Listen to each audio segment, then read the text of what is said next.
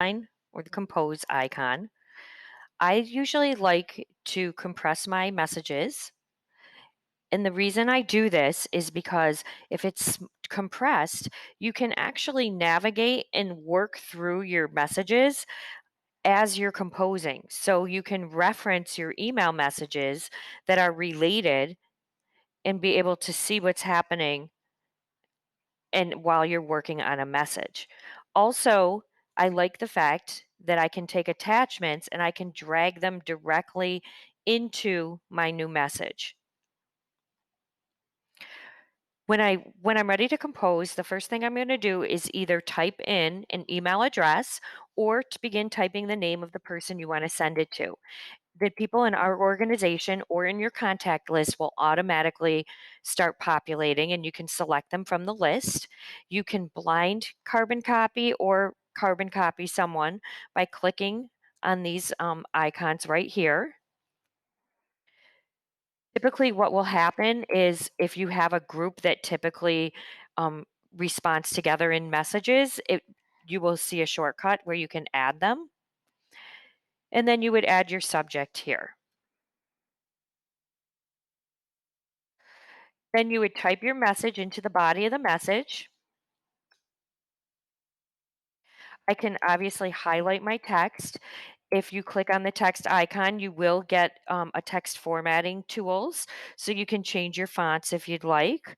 You can change your sizes, lots of different styles, all right here. You will find that if you do have extensions installed in Chrome that are related and would be relevant to using an email, you'll see them right here on the toolbar. You can add attachments by clicking on the paperclip. These might be file attachments. You can add a link. You can actually add a link in the message, or you can add a link as an attachment by clicking the link icon.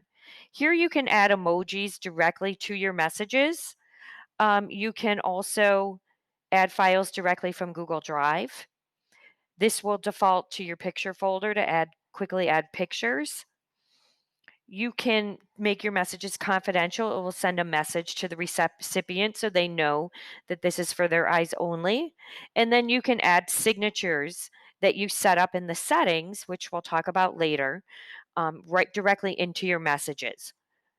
And then when you're ready to send, you would just go ahead and hit the send button. That would send the message right away. If you want to schedule the send for a little bit later date and time, you can click on schedule send and you can determine when you want it set. It could be tomorrow after, it gives you some suggestions, or you can pick your own specific date and time. This will schedule the message to send at the time that you set. There is 3 dots here. So there's a couple of different options. You can add a label to your message to categorize it in your mailboxes. You can print your message here. This is also where you would do your spell checking. If you need to delete a message, you can either just hit the X up here, or you can hit the delete button that's part of the menu. One thing you will find is that your messages do autosave. So if you accidentally quit out and you were in the middle of composing a message, it will be located in your drafts folder because everything is auto saving.